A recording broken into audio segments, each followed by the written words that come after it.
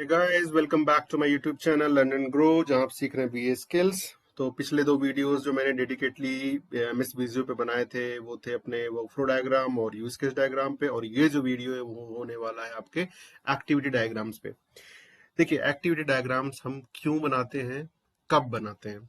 Okay, see activity diagrams basically represent the system functions, the system behavior. Okay, so any web-based application or desktop-based application you design, okay, there is an internal system flow.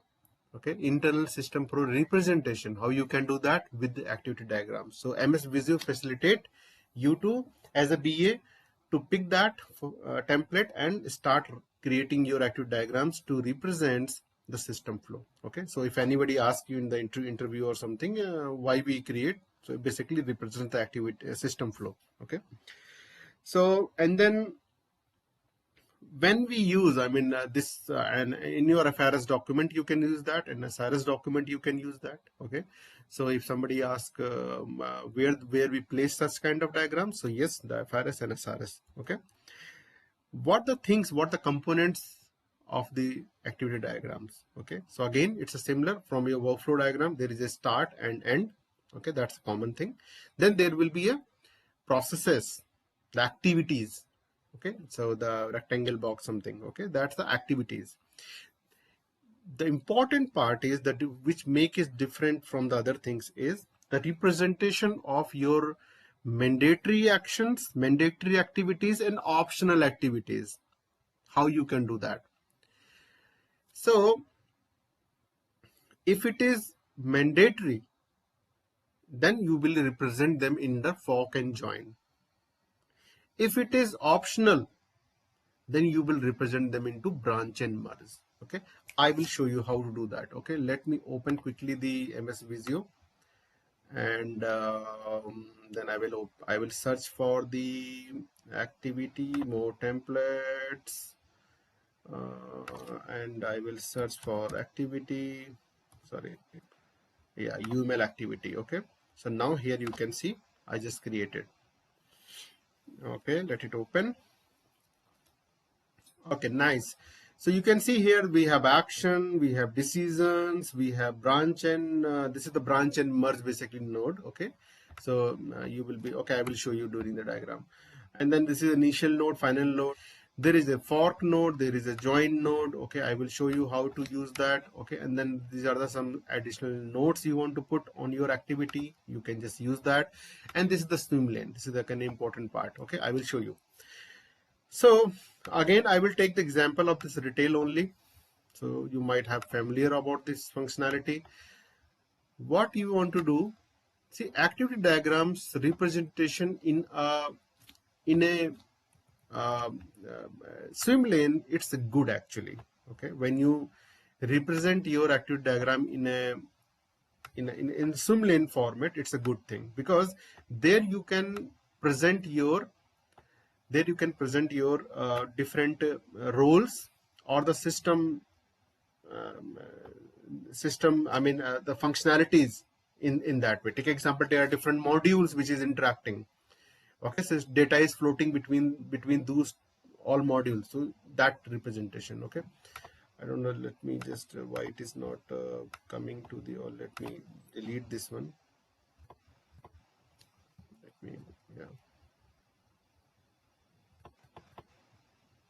where is gone? Yeah, this one. So I will take it to top, and then I will give my title is retail system. Okay, now what is the function here? Take example, create account. This is what we are keep on learning, right? From the, and then you can drag, I think from just need to zoom out, and then why this is so big? Yeah, you can drag. Let me little move it to upside. We don't need that much length, right? So create account. To do the creation of the account, what you need. So in this, you should understand there is no user like the use case diagram. So basically you are telling how that data is floating inside the system. Okay, what is the system behavior? Again, the same thing I explained, I think, in the beginning. The objective of this activity diagram to represent the system flow. Okay, so system flow starts, so you need to tell where from the system will be floating. Again, you can use some start and end nodes. Take example, there is a start, this is the start. Okay, this is the start, and then you can also put as a start. This is the references you can use. Okay, um, and then this is your first action. First action is what? Create account. Okay, create account. You will just want to associate like that. It will generate. There is no other arrows in this activity diagram, only one kind of arrow. Okay, now to create account, what the things you need to do? Okay, you want to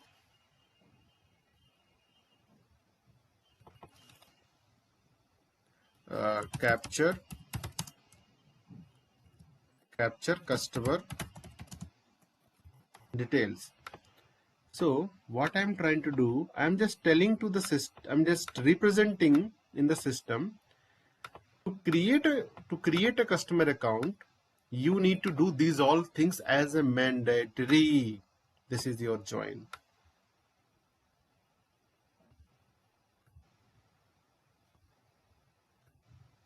What is that?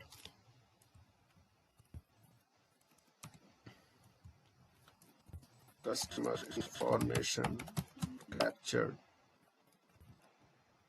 Okay, in between, so this is your fork, this is your join, and then you need to put all the mandatory things, mandatory actions that you will be doing inside. Okay, so what the actions you will be doing? Capture user details, I mean customer, capture personal details. Okay,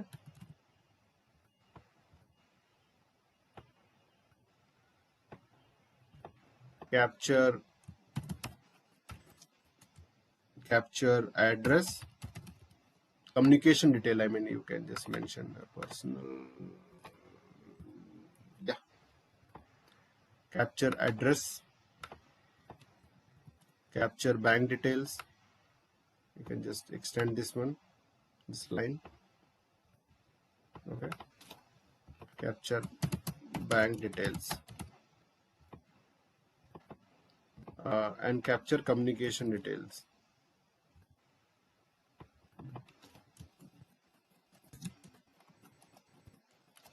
I mean email, phone number, etc., etc. Okay, so what does it mean? Let me just, so representation, you can extend that. Okay, you need to extend this also, because these should be sitting inside the branch and merge. Okay, so you just need to put one arrow from here to down, and then this one down. Similarly from this one and this one. Okay, from this one and this one, from this one and this one. What is the next action? Save customer details. Okay, this is your next action. So this is the representation of using the fork and join. Okay, so fork and join, whatever goes inside all the actions, those all are mandatory actions you put inside. You will not put anything which you say optional, you don't put. Okay, now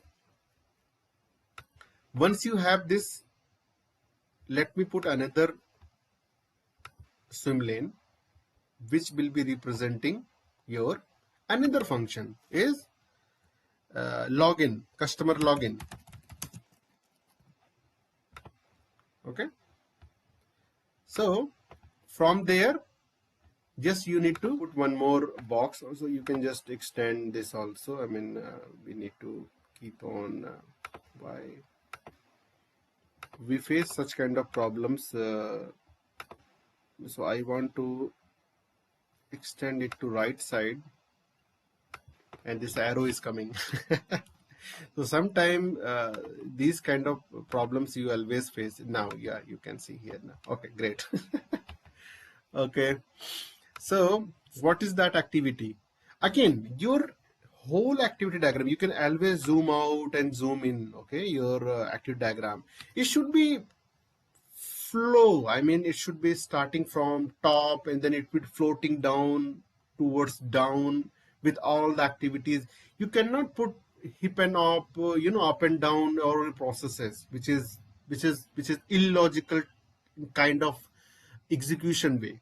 Okay, it should be supporting, your activity diagram should be supporting in the same sequence of execution. So sequence of execution is what, when first you have to create an account, then you will take a login, and the third step will be for this customer, he can go for the shopping, right? So you will start from top left corner, and it will be again, so customer login. If I put here, it doesn't looks good, so I will put it here. Okay, because my process starts, the customer login starts when this account is created, right? So now customer login. Okay, again the same thing, fork,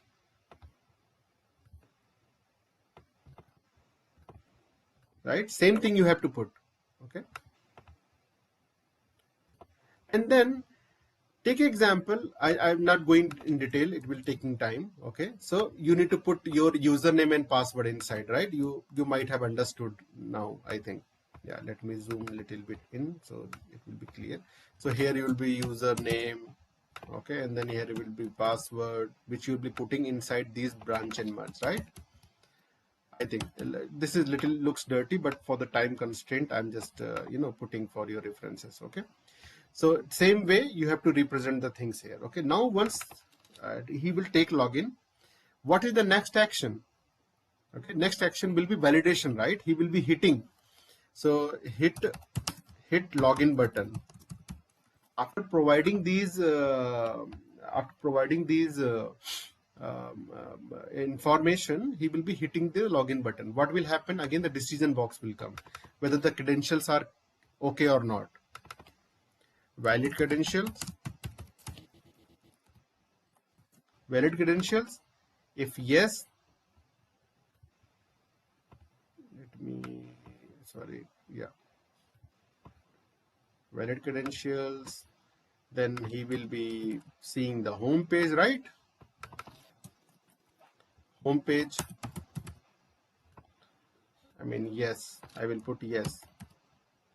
And it is going my arrow from here, the arrow is here, the arrow is here, the arrow is here, the arrow is here, the arrow is here, the arrow is here. Okay, just for understanding, please. Okay, if it is no, he will be again redirected to the, I mean, simply his credential failed, right? So he need to again do the same process, endless process, till he doesn't provide these things. He will be locked in this loop, right? He never can see, customer never can see the home page where he can browse the items, he can select the items, he can purchase the items, right?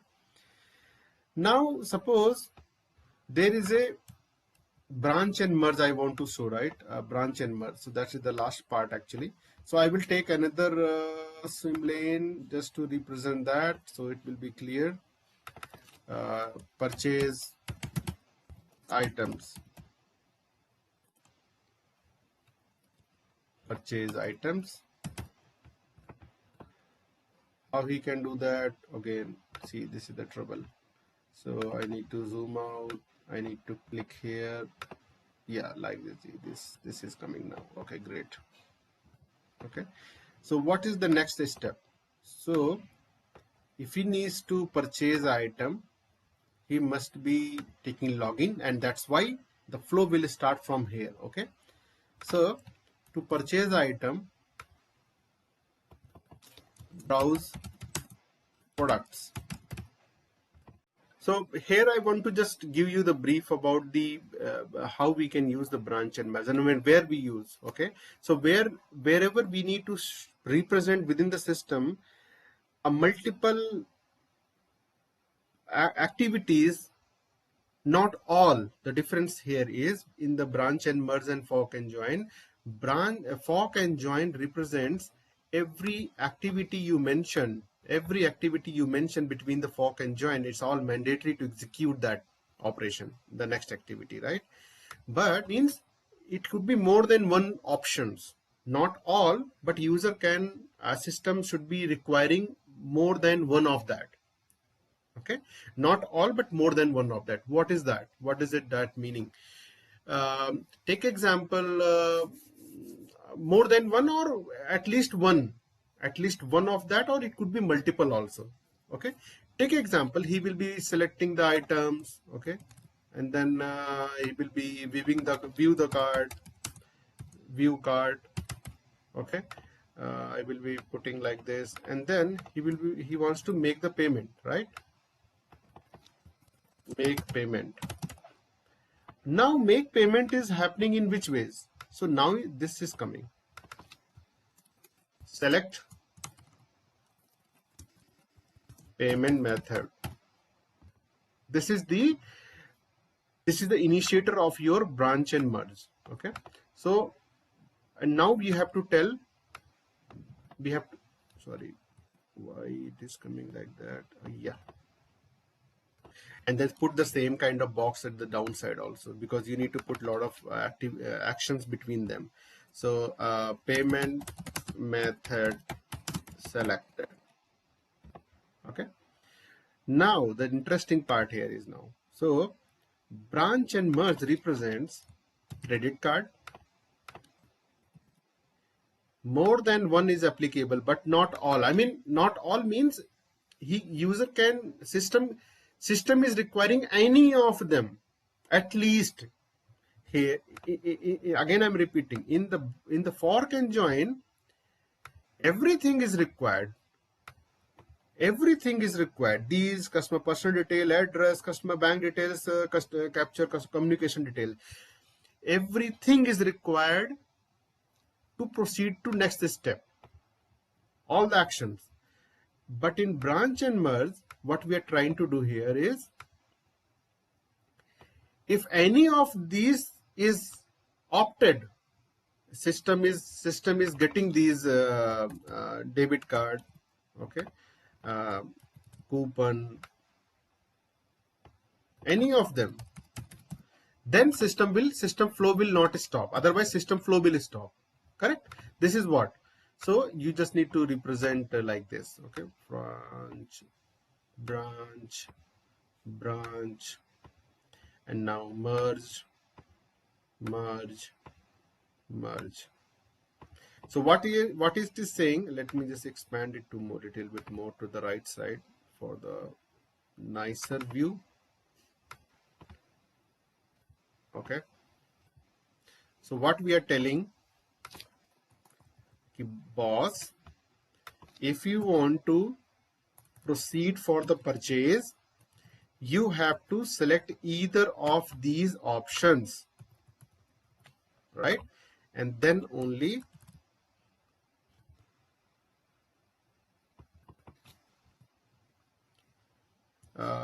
yeah, and then confirm. I mean, the next, after selecting these options, either of these options, what you will be doing? I mean, making the, completing the payment process, right? Completing the payment process. Okay.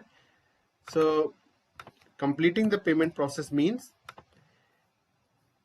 to make the payment, either of these options will be selected. That's the branch and merge. And then once you select that either of the payment process, you need to complete the payment process. Okay, you need to enter the OTP or whatever as per the bank guidelines. So now this is I'm just saying end here. This is my end. Okay, I can mention also here.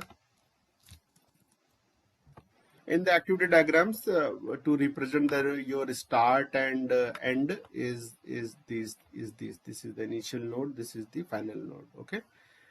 In your cross functional diagram, in your flow diagram, this kind of rectangle boxes will be there for start and end. Okay. So these are the some representations which we follow every different type of UML diagrams. Okay.